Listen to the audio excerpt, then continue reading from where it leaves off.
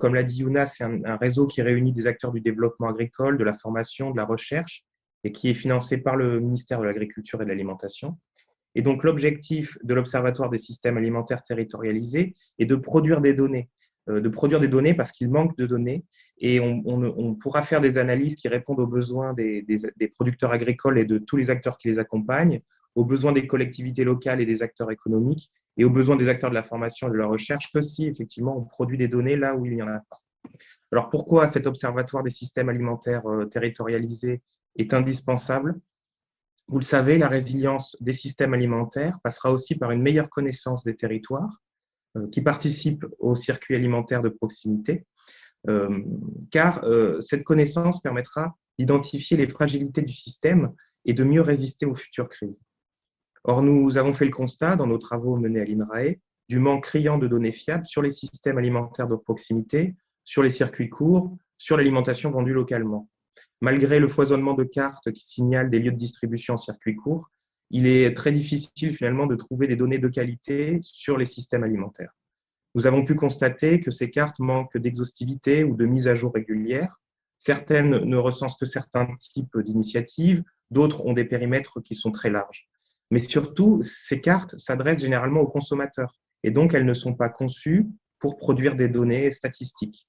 Elles peuvent manquer de rigueur dans la catégorisation des initiatives, elles caractérisent peu ou mal finalement ces initiatives et peuvent surtout passer à côté d'acteurs qui sont pourtant essentiels dans les circuits de proximité, que sont les acteurs de la transformation, les acteurs de la logistique ou bien de la production de l'alimentation qui entrent dans les circuits de proximité. Donc, depuis quelques mois, le site Frais local agrège des données sur la distribution en vente directe. Ce projet est complémentaire du nôtre et nous aidera à avancer sur la partie distribution. Mais de notre côté, nous souhaitons rassembler au sein d'un même outil donc les données sur la distribution de l'alimentation dans les circuits de proximité, mais aussi des données sur les équipements de la transformation, des équipements de la logistique, des données sur les lieux de production de cette alimentation, mais aussi des données sur les politiques locales d'installation d'agriculteurs ou de préservation des terres agricoles, par exemple. Alors, comment procédons-nous?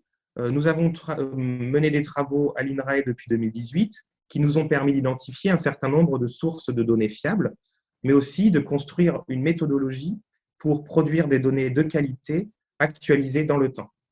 Lorsque les bases de données nous paraissent fiables, nous construisons des partenariats avec des gestionnaires de données afin d'établir les droits sur l'usage de ces données dans le respect de la propriété des données et dans le respect du RGPD.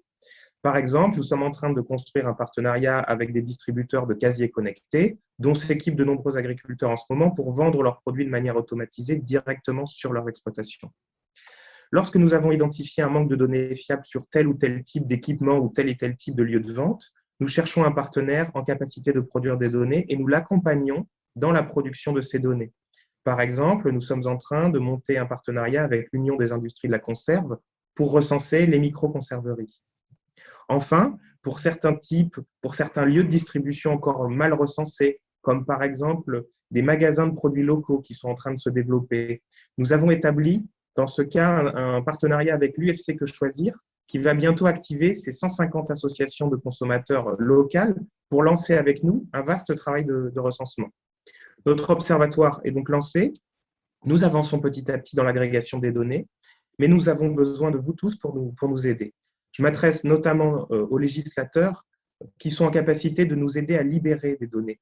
Par exemple, il n'existe aucune base de données fiable sur les marchés de plein vent, qui sont pourtant les premiers lieux de distribution de l'alimentation de proximité en France, avec près de 10 000 points de vente. Et nous avons vu comment la fermeture brutale au printemps dernier a considérablement perturbé les systèmes alimentaires. Chaque préfecture pourrait par exemple établir des listes, ou bien chaque commune pourrait avoir l'obligation de publier en open data le nombre de marchés implantés sur son territoire, mais aussi et surtout le nombre de producteurs en vente directe, le nombre de revendeurs pour chacun de ces marchés. Et ceci n'est qu'un exemple, et d'autres chantiers seront à ouvrir pour libérer des données, notamment sur l'alimentation vendue en circuit court dans la grande distribution. Voilà, vous l'avez compris, nous cherchons à construire un bien commun au service des territoires et de la résilience des systèmes alimentaires, mais produire des données, libérer des données, qui existent ou qui sont peu ou mal diffusées, et agréger toutes ces données en un même lieu constitue un véritable chantier pour les mois à venir, pour lequel vous pouvez nous aider à avancer. Et donc, pour conclure, l'Observatoire n'est pas une carte de plus, mais un outil fiable pour appuyer l'action des professionnels et des collectivités.